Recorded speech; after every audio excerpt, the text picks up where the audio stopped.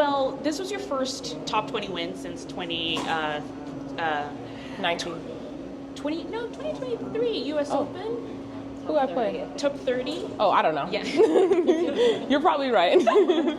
But how exciting was it for you to get the win in that match? And did you have any specific plans coming into it?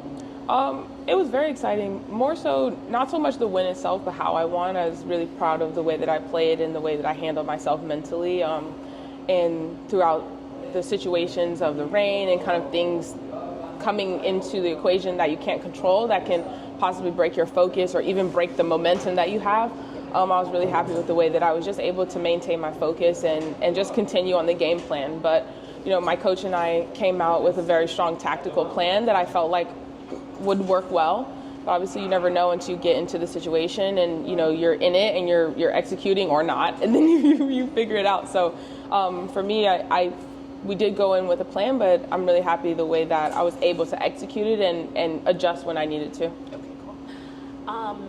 Do you know who your next opponents might be? No. Do you look at the draw? No, I don't look past certain rounds because I was like, it doesn't matter because you got to win one to get to the next one. So honestly, I have no idea. Do you care? Or No, I don't. Okay, so you might get Rybakina or Townsend next. Okay. Any thoughts on those two players? No, I mean, I know that Elena's a great player. Townsend is a great player as well. She qualified, playing some really great tennis, has won a couple of titles. So both big hitters, big servers. So, I mean, we just have to see. I mean, they have to get through it. And, again, it's going to be one of those things where whoever wins, we're going to look at film and create a tactical plan. And, I'm very confident in my game and my abilities. And I know that I have what I need in order to play against anyone in the world. So for me, I'm just going to continue on the path that I'm on. Awesome. You have some great celebrations on court. Yeah. You have a signature come on. Yeah. You do all the time. Do I? I've seen it It's a lot. just a rawr. It's like You do it a lot. growl. But is there any, do you think about these celebrations or it's all in the moment? Is there a favorite one you have? Yeah, I mean, it's so crazy because I never did this on purpose. Like, it just happens. And someone asked me, I was like, can you do a celebration? I'm like, this is not how this works. Like, it just happens in the moment. Like, it's just inside and it just comes out. Yeah.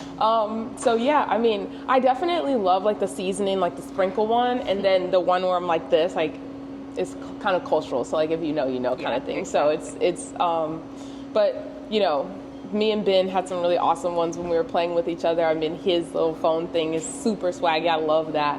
But yeah, just one of those things that kind of just happened. So whenever I feel compelled, just keep watching because you don't know what's going to happen. Can I ask more? Does anyone? I feel like I'm hogging. Obviously, the serve is such a big part of your game, and today you really excelled in that department. You won 26 out of 34 first serve points, and That's the awesome. serve was so dominant. So, how did you get yourself in that zone? Well, my coach and I, is one of the things he told me before going out on court. He's like, your serve's a weapon. We've been working on it a lot. Trust it, So sometimes because I am able to put spins on the serve and just kind of put it in, sometimes it's easy to kind of rely on that. And I'm just like today, I was very committed to just backing my serve and just having the mindset that it's a weapon. And that's how I was able to, I feel have those numbers. I mean, we've kind of looked at stats and the 70s in that range, the low 70s to anything higher than that, honestly, gives you the best outcomes in terms of being able to be dominant on your serve and get free points. And I think that helped a lot, and it freed me up, especially in the last game. Serving for it is, again, such a great player who's a great returner is not easy, but for me, I'm going for it, and I think that showed.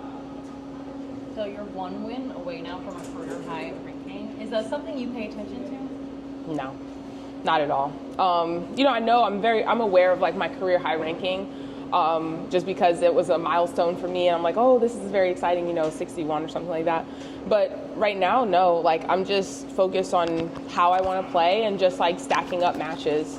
I understand, and this is my 11th year on tour, and I understand that the match volume is what counts, and the more that you win, the more that the ranking is going to climb up, whether it's little tiny steps or big leaps, and we've seen it happen both ways. So, for me, I don't really care about that stuff. It's easy to get caught up in and whatever, but all I care about is that it gets me in the main draw of the tournaments. That's all I care about. I don't want to have to keep qualifying these extra matches, but whatever. I just keep telling my team, I'm like, whatever it takes. So if I'm in qualies next year, so be it. I'm gonna do the same thing. Is that a big goal for you this year, is to get to a position where you don't have to be in qualifying? Yeah, for sure. Do you have any other goals? Well, right now, like my short-term goal is top 50, so I'm slowly, incrementally working my way towards that. But yeah, I mean, it's extra matches. Like, I mean, when you're in slams, like last year when I played in the French Open, like I played 3 matches prior to my first round, so you're already, whether it's easy matches or not, it's still load and it's still fatigue, and you're playing against people who are fresh, who have been practicing and all that stuff. So I've honestly done my best at tournaments when I've had to qualify. I think it's a mental thing of knowing that you had to kind of earn your way in, and you get a chance to work yourself like into the courts and the conditions. For me, like I died in my first round because I was so hot. Like coming from Indian Wells, where I played second to last match or last match every day, and it's cool, we're playing in long sleeves and tights, to come here and it's 90 degrees and 90, I was like, oh my God.